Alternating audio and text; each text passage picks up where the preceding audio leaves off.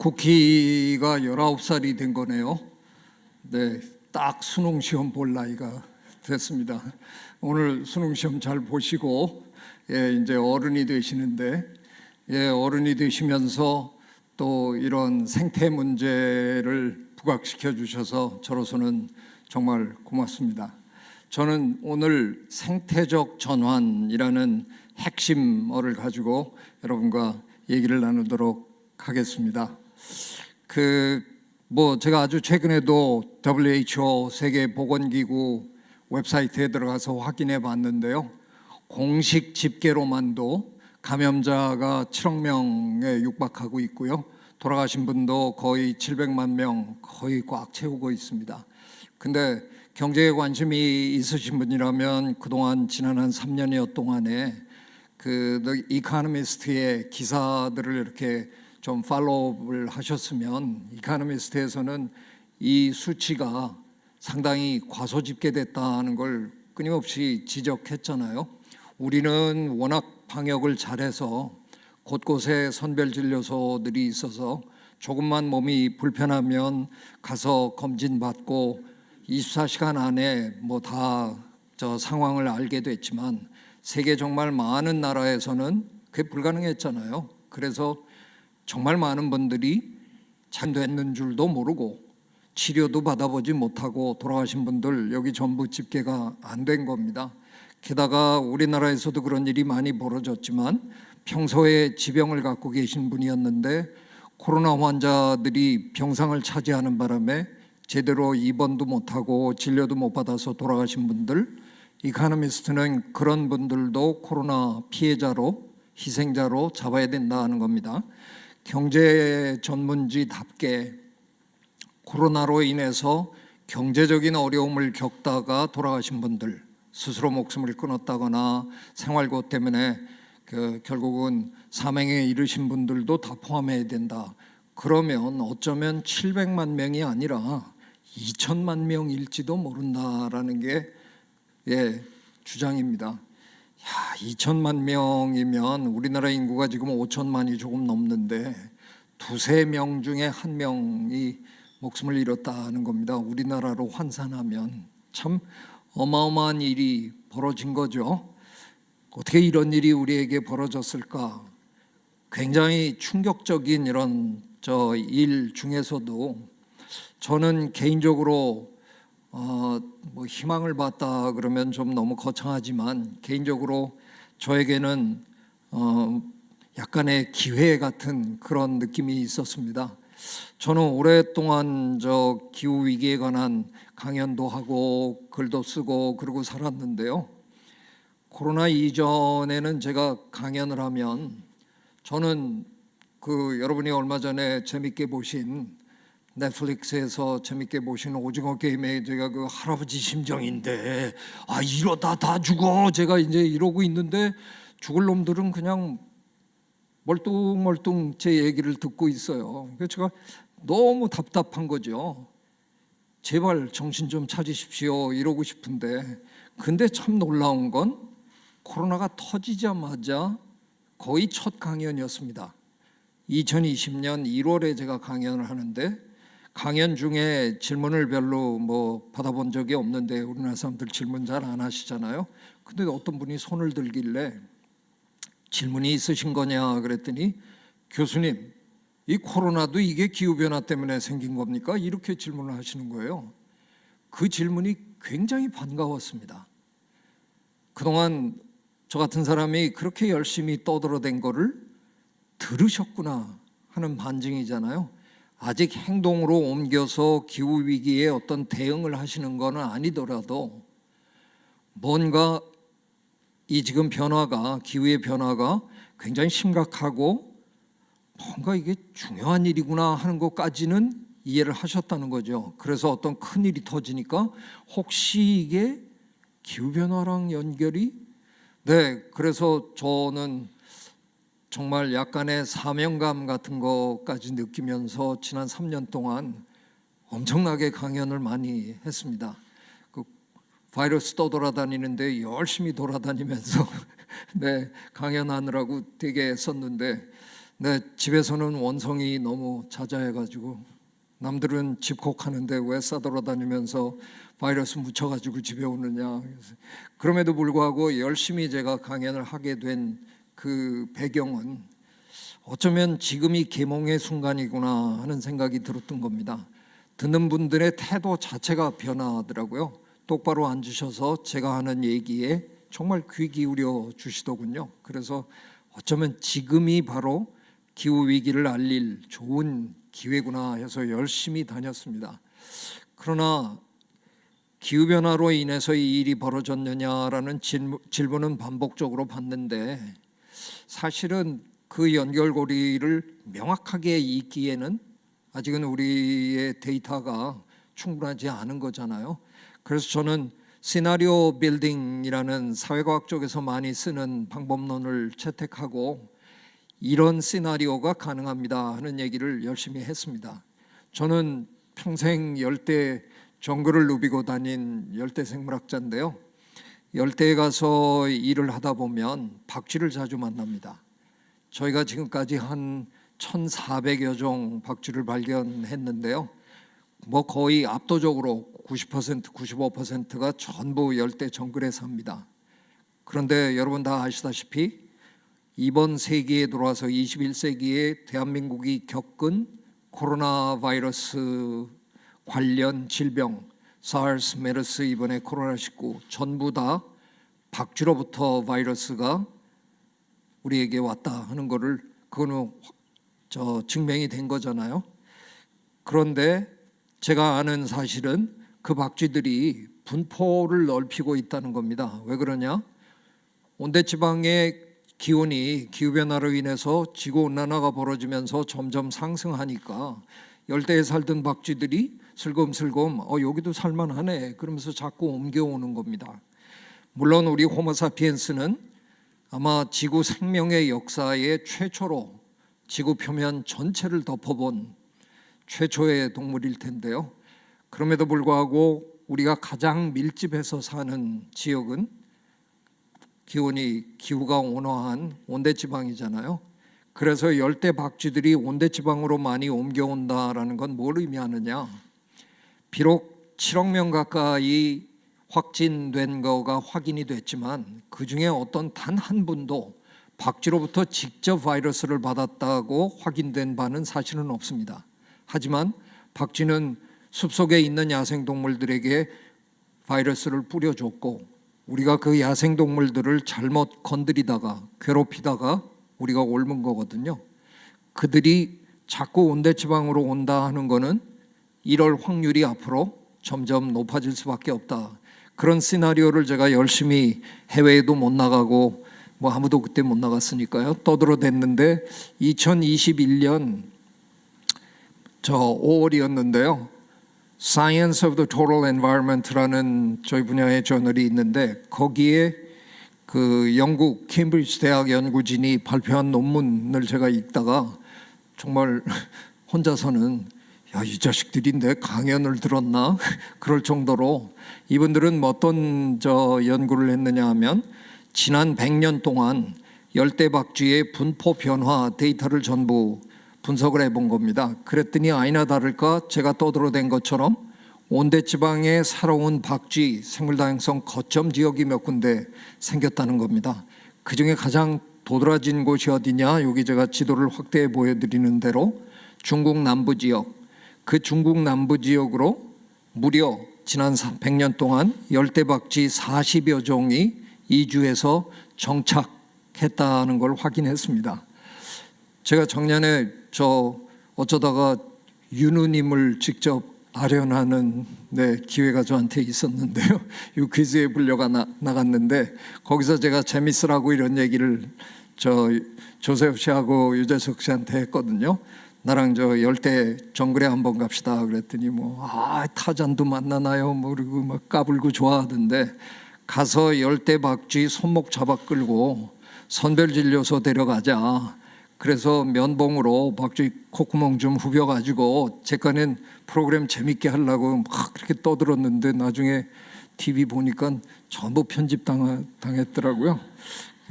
그 편집진은 아마 저를 끝내 점잖은 대학 교수로 포장해 주기를 원했나 봐요.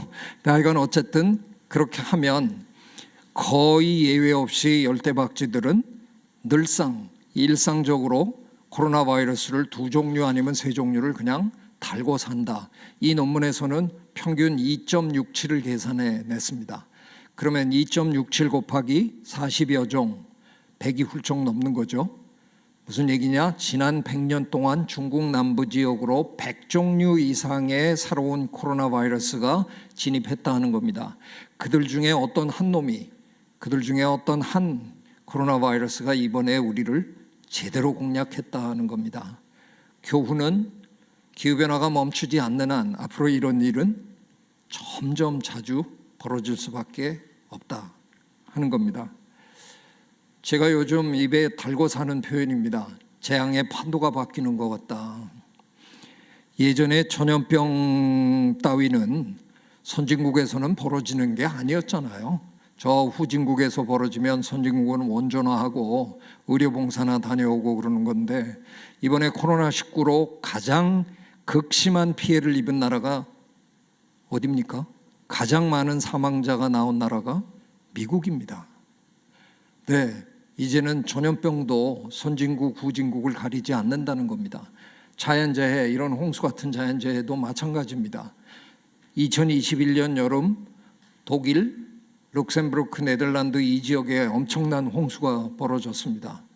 선진국이라서 우리는 이들은 배수시설을 잘 해놓고 살고 있거니 했는데 이런 어처구니 없는 일이 벌어졌습니다.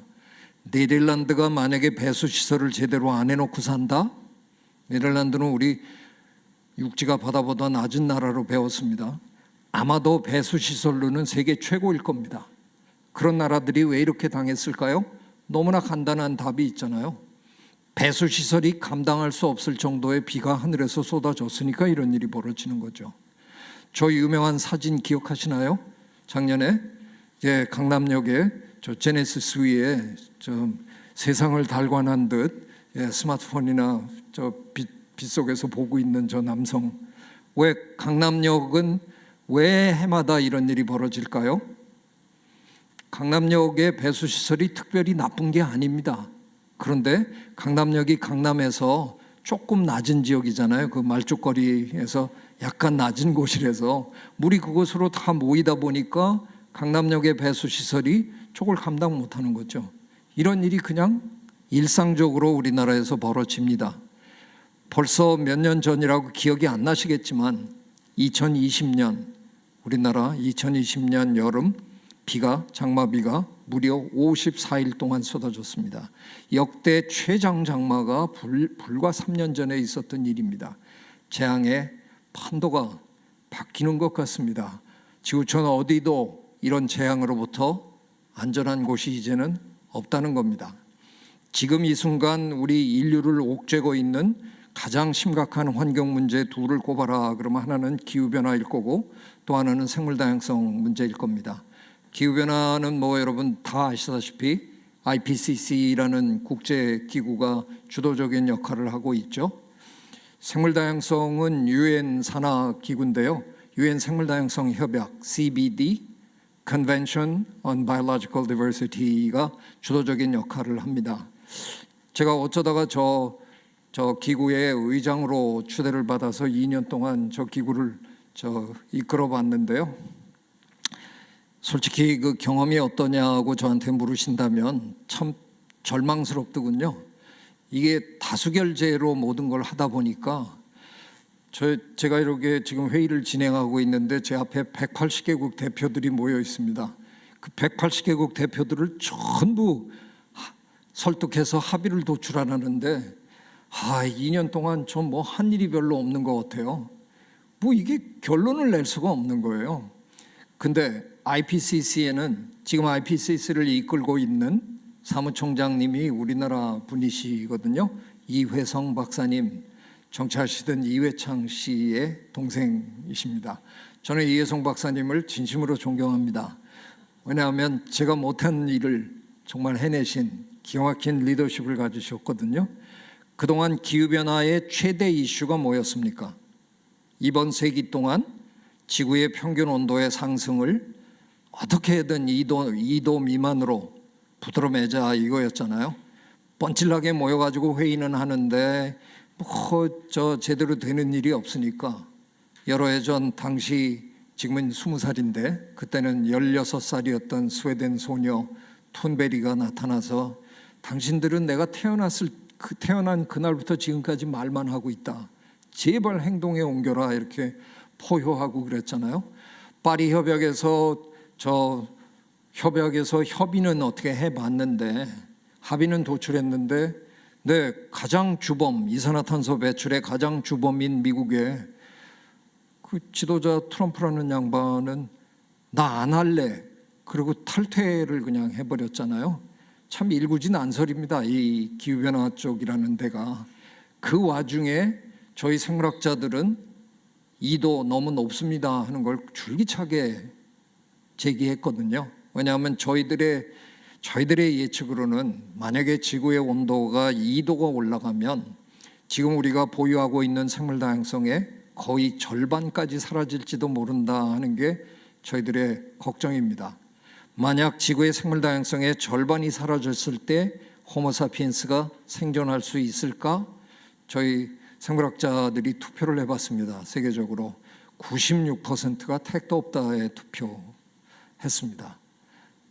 그래서 저희는 저게 너무 높다고 그랬더니 이회성 사무총장님이 2018년 우리나라 인천 송도에서 회의를 했는데요.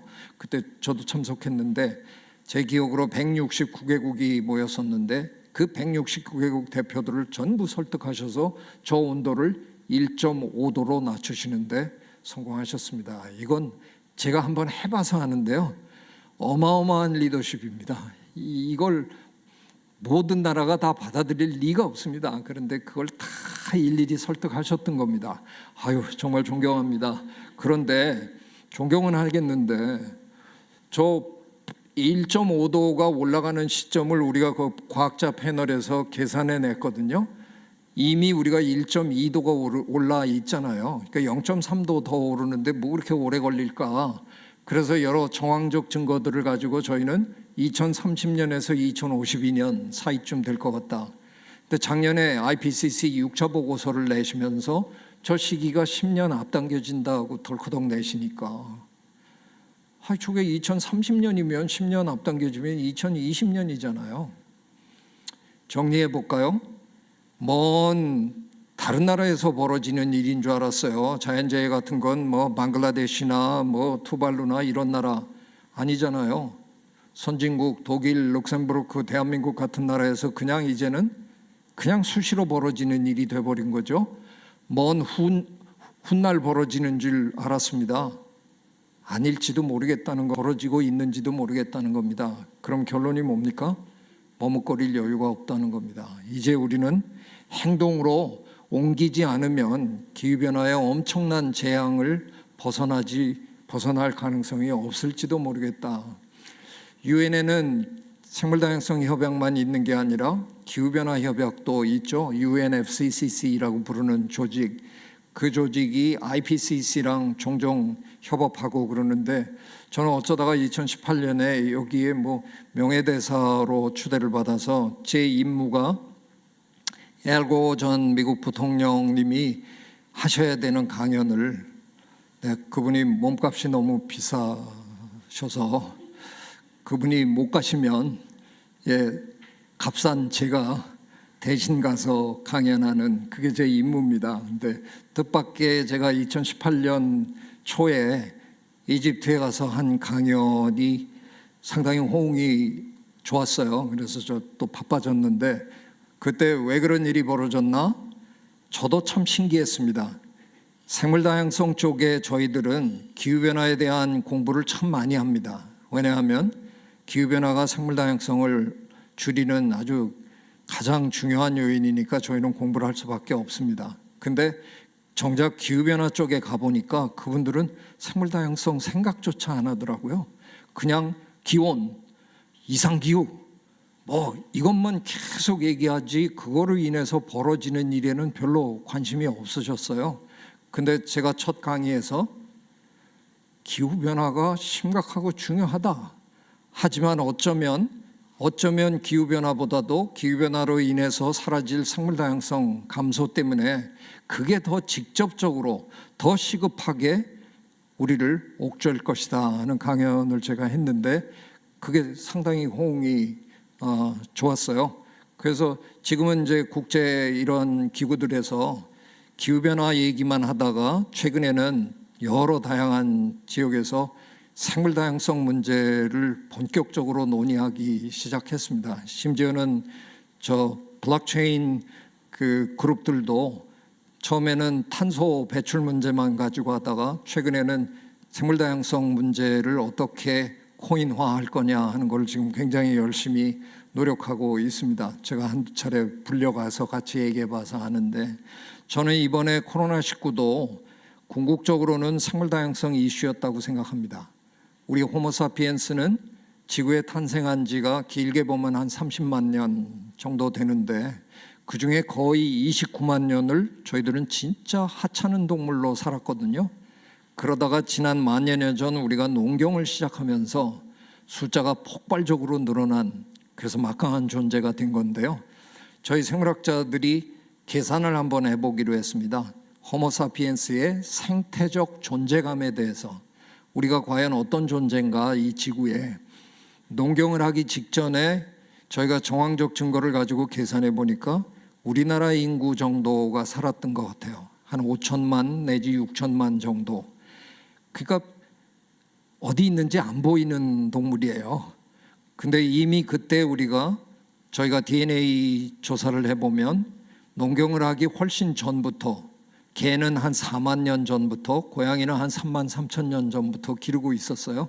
그래서 그때 개, 고양이의 무게를 합쳐서 그 당시 지금으로부터 10,000년 내지는 한 13,000년 전 지구에 사는 모든 포유동물과 모든 새들의 전체 중량에서 호모사피엔스와 개, 고양이가 차지하는 비율을 저희가 계산해 봤는데 1%가 안 됩니다. 그러니까 저희는 그 정도로 존재감이 없는 존재였는데 불과 만여 년 동안 우리가 얼마나 성공했으면 우리는 완벽하게 지구를 장악했습니다. 그래서 지금 이 순간 2023년 11월 현재 계산을 한번 다시 해본다. 네, 지금 이미 호모사피엔스는 80억 마리가 지금 살고 있습니다. 죄송합니다. 제가 동물학자라서 그냥 마리수로 세겠습니다. 저희는 이제 개, 고양이만 기르는 게 아닙니다. 소, 돼지, 말, 오리, 닭, 메추리, 이구아나, 타조, 동물원에도 다 기르고 그래서 지금 이 순간 호모사피엔스 전체의 무게와 호모사피엔스가 기르고 있는 모든 동물의 무게를 합쳐서 지금 이 순간 지구에 살고 있는 모든 포유동물과 모든 새들의 전체 중량에서 우리가 차지하는 비율을 계산해 보면 놀라지 마십시오. 96 내지 99%입니다. 지구의 생명의 역사가 38억 년인데요. 그 38억 년 중에 10,000년이면 정말 순간입니다. 근데 그 짧은 기간 동안에 우리는 자기가 1% 미만의 하찮은 존재였다가 나머지 야생동물을 1% 남짓으로 줄여버리고 완벽하게 지구를 장악했습니다. 이 엄청난 생물 다양성의 불균형이 어떤 형태로든 바로 잡아지지 않으면 확률 문제입니다. 이건 정치적인 이슈도 아니고요. 그냥 확률 문제입니다. 저 1% 남짓의 저 야생동물들 몸에 붙어 살고 있는 박테리아 바이러스들이 살기가 점점 힘들어지니까 이주하겠다라고 해서 내려앉아 보면 거의 99%? 그러니까 결과적으로는 이게 무슨 겁니까? 앞으로 우리가 지난 3년 동안 겪었던 그런 일이 수시로 훨씬 자주 벌어질 수밖에 없다라는 아주 지극히 단순한 통계적 결론이 나온다는 겁니다. 제가 시간을 얼마나 지금 쓰고 있는지 잘 몰라서 혹시 아시는 분 있으면 저한테 남은 시간이 얼마나 되는지 좀 알려주십시오. 네? 거의 다 됐습니까? 아니면 한 10분 정도? 네. 제가 생물 다양성의 불균형이라고 표현했잖아요. 다양성의 문제라고 저는 생각합니다. 지구 생태계가 다양성을 잃어버리기 시작하면서 생기는 이 모든 문제라고 저는 판단합니다. 그래서 다양성에 대한 얘기를 한번 여러분에게 드려보려고 합니다.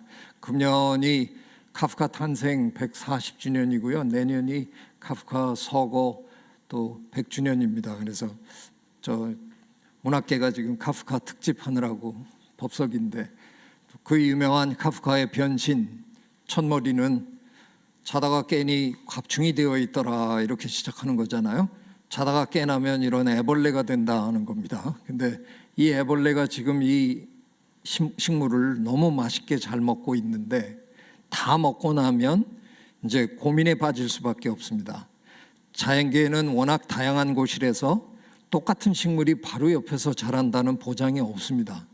그래서 저 아이가 이 식물을 다 먹고 난 다음에 옆에 있는 식물을 시식해 봅니다. 이건 못 먹을 것 같은데. 그러면 이제 결심을 해야 되는 거죠. 그래도 옆에 있으니까 그걸 그냥 먹고 살까? 아니면 내가 먹어치운 이 식물, 내가 좋아하는 이 식물을 찾아서 먹을까? 만약에 후자로 결정한다 그러면 식물을 찾아서 길을 떠나야 되는 거잖아요. 한 5m 떨어져서 한 그루가 있다고 칩시다. 우리에게 뭐 5m 7, 8발짝만 가면 되지만 저 작은 곤충에게는 5m는 그야말로 구만리 같은 길입니다. 그걸 또 저 친구가 시력이 좋아서 이렇게 둘러보고 저기 있네 그리고 직진하는 게 아니잖아요. 냄새 맡아보고 시식하고 뭐 이러면서 찾고 조금씩 먹어보고 이러면서 가는 거죠. 그 시간 동안 얘가 먹어치운 이 식물은 또 생장합니다. 새로운 이파리를 내고 생장합니다. 자연계에는 이미 확보한 다양성이 다양성을 담보해 주는 겁니다. 그런데 그 자연 속에 살고 있는 호모사피엔스는 이런 일을 하는 거죠. 우리가 농사 짓는 방법 한번 생각해 보십시오. 제가 코스타리카 정글을 돌아다닐 때 찍은 사진인데요. 바나나 농장인데 이게 농장인지 바나나를 만드는 공장인지 의심스러울 정도인데, 뒷산에 올라가 보면 바나나가 눈이 모자라게 심어져 있습니다. 이 땅에는 전에는 분명 다양한 식물들이 섞여 살고 있었을 겁니다. 그런데 우리는 농사 짓는 방법이 그 식물 다양성을 완벽하게 말살하고 우리가 원하는 작물 하나로만 심는 거죠. 농업은 지구 역사에서 생물 다양성 파괴의 최대 주범입니다. 저는 감히 그렇게 얘기를 못했는데, 총균쇠를 쓰신 UCLA의 제럴 다이먼드 교수님은 저 책에서 아예 대놓고 이렇게 쓰셨어요. 농업은 인류가 저지른 실수 중에 최악이다. 농업 때문에 이 모든 문제가 다 생겼다. 제가 저 LA로 찾아뵙고 질문했어요. 그러면 농업 포기할까요? 아니, 포기는 못하지. 그렇지만 잘못 시작한 건 내가 잘못했다고 얘기할 수 있는 거 아니야? 네, 우리가 혼작도 가능하고요, 간작도 가능하고요, 뭐 대충 다른 식물들하고 그냥 같이 자라도 거기서 수확하는 것도 가능합니다. 다만 우리 조상님들은 처음부터 효율, 생산성 극대화 이걸 추구하느라고 다양성을 완전히 말살하는 방향으로 우리가 이 일을 한 거죠. 식물만 이렇게 키우나요? 동물도. 네, 쿠키뉴스 저 19년 역사에 저 뉴스 제목으로 독감으로 일가족 몰살 이런 걸 저 전달해 본 적이 있는지 묻고 싶습니다. 화재로 일가족 몰살, 그건 제가 찾아보면 있을 거라고 저 거의 확신합니다. 화재가 났는데 온 가정이 너무 곤히 자다가 다 불타 죽었다. 그런 일은 실제로 있습니다. 독감으로 일가족 몰살 이런 신문 기사 제목이 없는 이유는, 방송 제목이 없는 이유는 그런 일이 안 벌어지기 때문에 그렇다는 겁니다. 아빠는 독감 걸려서 나 회사 못 갈 것 같아 그리고 들어눕고 뭐 이래도 엄마는 팔 걷어붙이고 집안 청소하고 아빠 간호하고 저녁 차리고 다 합니다. 아니, 아빠는 쓰러졌는데 엄마는 왜 멀쩡하지?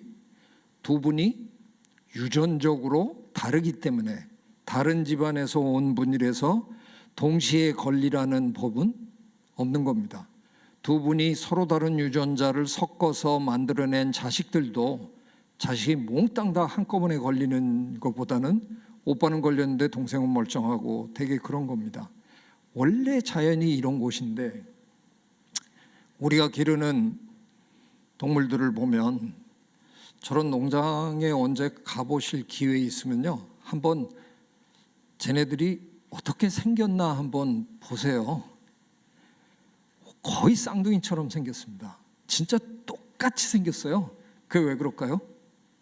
알 잘 낳는 닭, 육질 좋은 돼지, 오리, 소 이런 걸 기르겠다고 우리는 그동안 우리가 원하는 형질을 가진 동물들끼리만 수만 세대, 수십만 세대 인위적으로 교배를 시켰습니다. 그러다 보니 그 과정에서 황우석 교수 도움 필요 없었어요. 그냥 거의 복제동물 수준으로 이들은 유전자 다양성을 거의 잃어버린 복제동물 수준입니다. 그러니 한 놈만 걸리면 옆에 놈이 다 같이 걸릴 확률이 굉장히 높은 거죠. 게다가 우리는 평소에 이들에게 절대로 사회적 거리 두기를 허용하지 않습니다. 다닥다닥 붙여서 공장식으로 키웁니다. 2m 떨어뜨리고 마스크 씌워주지 않잖아요. 그러다 보니 한 놈이 걸리면 옆에 놈이 다 걸리는 거죠. 그래서 우리는 시간이 없다는 핑계로 이들을 살처분합니다. 살아있는 채로 구덩이를 파고 그냥 밀어넣고 흙으로 덮어버립니다. 결코 할 필요도 없고요, 해서도 안 될 일입니다. 우리에게 무슨 권리가 있어서 저들의 생명을 그렇게 하찮게 죽일 수 있는 겁니까? 저는 이런 상상도 하고 삽니다. 대한민국에 보건복지부가 있으면 저 우주나라에도 보건복지부가 있지 않을까 상상해 봅니다. 그 우주보건복지부에 한 3년 전부터 계속 보고가 올라가더라고요. 지구라는 행성에 코로나19가 발병했다 그럽니다. 호모사피엔스가 벌써 7억 마리가 감염이 됐다네요. 그거 감당하기 어려울 것 같은데 살처분합시다. 다음 주에 우주보건복지부에서 우리 살처분하러 온답니다. 네, 쿠키뉴스에 빨리 보도해 주시기 바랍니다. 이게 얼마나 말도 안 되는 얘기입니까? 유전자 다양성만 확보하고 있으면 아픈 친구만 빼내면 되는 겁니다. 그 친구만 치료하면 되는 겁니다. 그런데 우리가 이런 말도 안 되는 상황을 만들어 놓고 저들이 위험에 처하면 우리는 언제 그랬냐 하는 듯이 그냥 한꺼번에 다 죽여버리고 마는 겁니다. 저는 이거 있을 수 없는 일이라고 생각하고요. 이번 기회에 코로나를 겪으면서 많은 분들이 어느 정도 이해가 좀 되셨기를 기대합니다. 과학에 관심이 있는 분이면 이기적 유전자를 읽어보셨을 텐데요. 저 책은 옥스퍼드 대학의 리처드 도킨스 교수가 자기의 이론만 가지고 쓴 책이 아닙니다. 다윈 이래의 가장 위대한 생물학자라고 칭송받던 윌리엄 해밀턴의 논문을 쉽게 풀이한 책이라 그래도 과언이 아니거든요. 윌리엄 해밀턴은 주로 수학이 잔뜩 들어간 논문을 썼기 때문에 일반인은 읽기가 어려웠어요. 근데 저분은 수학만 잘하신 게 아니라 돌아가시고 난 다음에 유품을 정리하다 보니까 유작 소설이 나오더라고요. 문학을 굉장히 좋아하셨는데 그러고 보면 그 어려운 과학 논문의 문장들이 기가 막히게 문학적이었어요. 그 중에 한 문장 제가 가져왔습니다. Nature abhors pure stands 이렇게 쓰셨어요.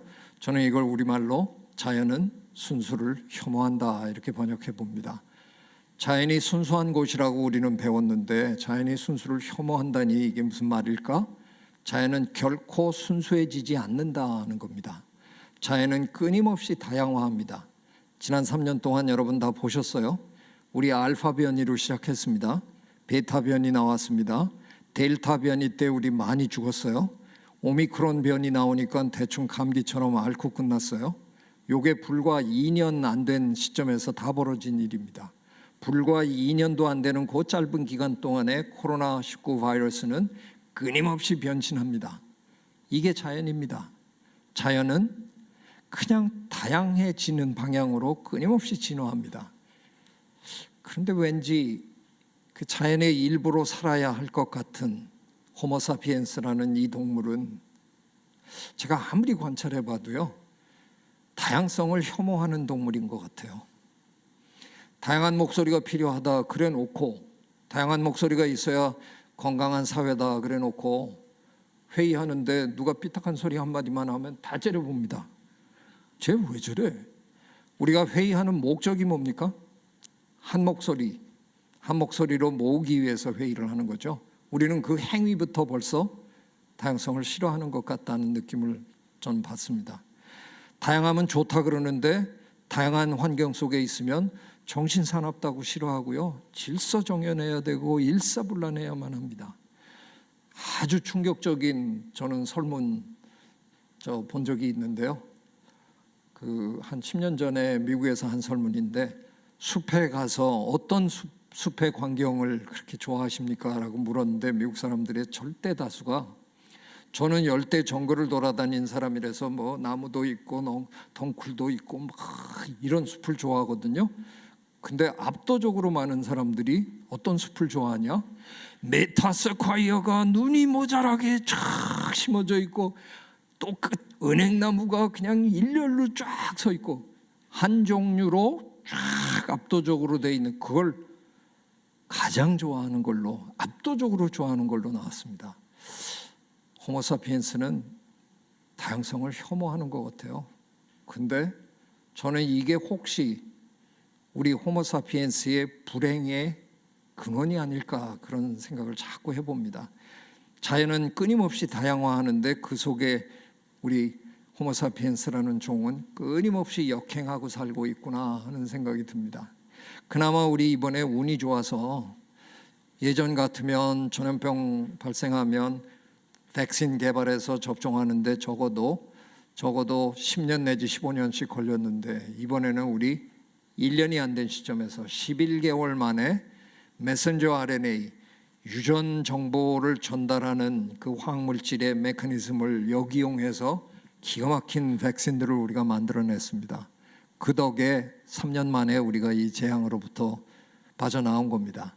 옛날식으로 하면 10년 이상 걸리는 거니까 우리 앞으로도 한 10년 더 마스크 쓰고 그러고 살 거였는데, 생명과학의 덕택에 우리가 다 이렇게 살아났습니다.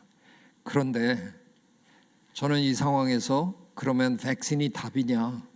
아닌 것 같아요. 백신은 우리로 하여금 앞으로 이런 일이 계속 반복적으로 벌어진다 그러는데, 똑같은 과정을 아무리 운이 좋아도 한 1년 만에 빠져나온다 그러면 우리는 또 1년 동안 경제 파탄 날 거고, 1년 동안 또 몇백만 명 죽을 거고, 그래서 제가 마임을 하나 개발했는데요. 이런 삶을 살게 될 것 같아요.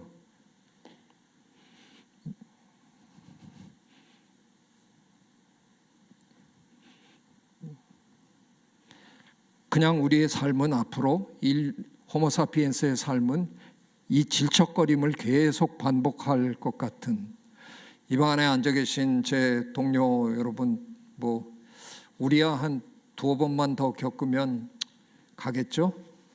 그냥 두어 번 고생하고 갑시다. 근데 우리가 낳아놓은 아이들은 무슨 죄입니까?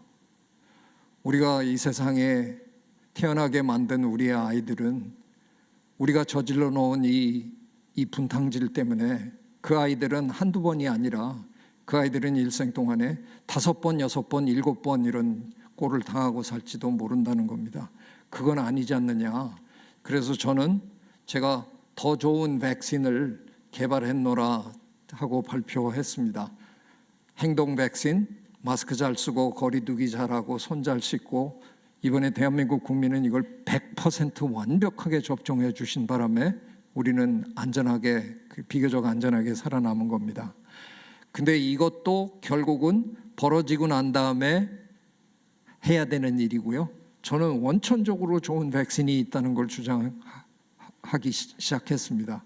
에코 백신, 생태 백신, 저 자연계로부터 우리 인간계로 나쁜 바이러스와 박테리아가 건너오지 못하게 거기다 백신을 치자는 겁니다. 우리 팔뚝에 백신 놓지 말고 저기다 백신을 치자는 겁니다. 이건 제가 인류 최초로 주장하는 게 아닙니다. 여러분이 그동안 제인 그더 박사님이나 서 데이비드 애턴버러 이런 분들로부터 귀에 못이 박히도록 들은 말씀이십니다. 자연을 보호합시다. 그래야 그게 궁극적으로 우리에게 도움이 됩니다. 안 듣다가 이번에 호되게 당하셨습니다.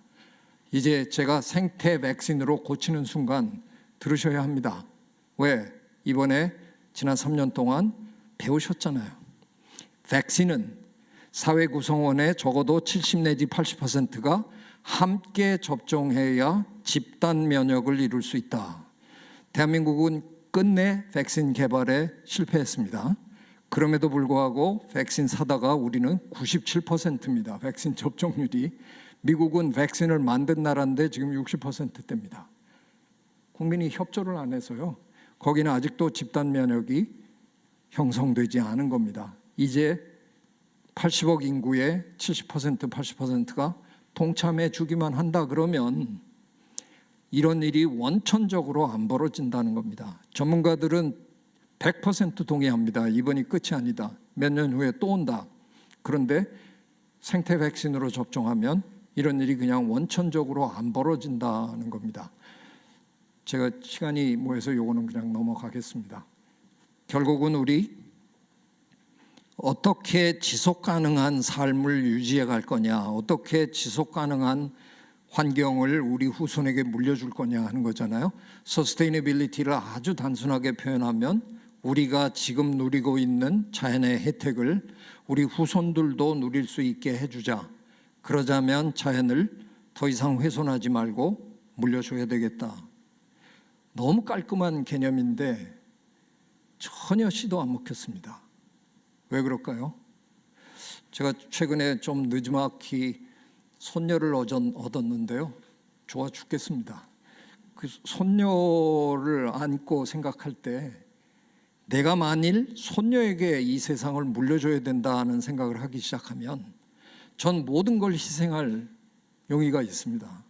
그 아이가 나만큼 그래도 누리고 살아야 된다 그러면 저 이제부터 제 행동을 전부 할 용의가 있는데 그동안 우리는 무슨 생각했어요? 저 후손이, 저 고사리 손이 100년 후에 올지 200년 후에 올지 내가 얼굴도 못 볼 놈인데 그놈을 위해서 지금 내 생활을 희생하라고?